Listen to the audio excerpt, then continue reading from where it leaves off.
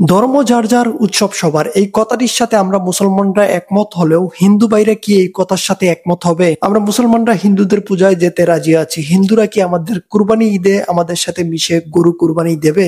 এইটা যেমন সম্ভব না, ধর্ম যার যার, উৎসব সবার, এই কথারও কোনো মূল্য থাকে না। আমাদের দেশের রাজনৈতিক দলগুলো এখন প্রতিযোগিতা করছে কে কার আগে হিন্দুদের মন জয় করবে। মাত্র 3 থেকে 4% হিন্দুদের মন জয় করার জন্য গোটা বাংলাদেশের যত রাজনৈতিক দল আছে সবাই উঠে পড়ে লাগছে কে কার থেকে বড় মূর্তি পূজারী, এইটা প্রমাণ করার প্রতিযোগিতা করতেছে রাজনৈতিক দলগুলো। বিএনপি, জামাত, এনসিপি সবাই এখন হিন্দুদের দুর্গাপূজায় গিয়ে মূর্তির সামনে মাথা নত করতেছে। এটা আমি বলছি না, ভিডিওতে দেখুন।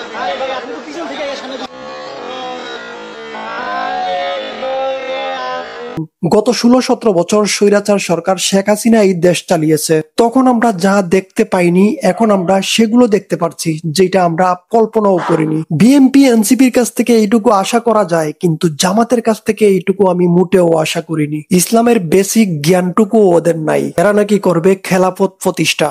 বাংলাদেশের যত রাজনৈতিক দল আছে, এই রাজনৈতিক দলগুলোর মধ্যে আমি সবচেয়ে বেশি পছন্দ করতাম বাংলাদেশ জামায়াতে ইসলামকে, কিন্তু তারা হিন্দুদের পূজালয়ে গিয়ে মন্ত্র পাঠ করতেছে। একদিকে রোজা, আরেকদিকে হলো পূজা। এই রোজা এবং পূজা মিলে বাংলাদেশ। এই হচ্ছে জামাত নেতার ডায়লগ, একদিকে রোজা একদিকে পূজা, এইটাই মুদ্রার এপিট ওপিট। এরা নাকি করবে খেলাফত প্রতিষ্ঠা। এরা শুধুমাত্র ইসলামকে ব্যবহার করতেছে ভোট ব্যাংক বাড়ানোর জন্য। বাংলাদেশের যত রাজনৈতিক দল আছে সবাই তাদের নিজের স্বার্থের জন্য কাজ করে, কেউ ইসলামের জন্য কাজ করে না। ইসলামের দোহাই দিয়ে আপনার কাছে এসে ভোট চাইবে ইসলাম প্রতিষ্ঠা করার জন্য।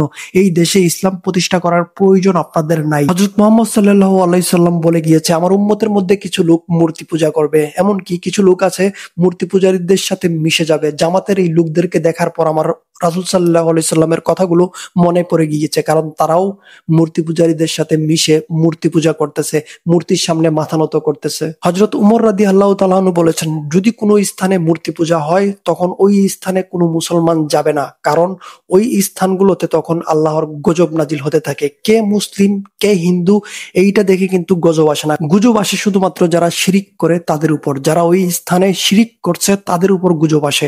বিএনপির নেতা সালাউদ্দিন মূর্তির সামনে গিয়ে মাথা নত করতেছে, মূর্তিকে 2 হাত দিয়ে প্রণাম করতেছে। ভাবা যায় আমাদের বাংলাদেশের রাজনৈতিক দলগুলো কতটা নিচে নামতে পারে সামান্য কিছু ভোটের জন্য।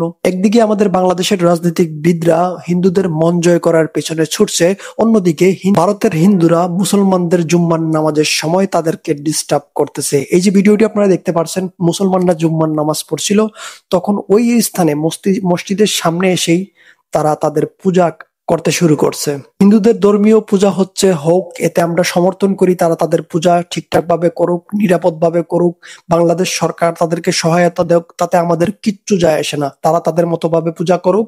কোনো মুসলিম কেন ওইখানে যাবে, মুসলমানরা কেন ওইখানে যাবে, এইটাই হচ্ছে সবচেয়ে বড় প্রশ্ন।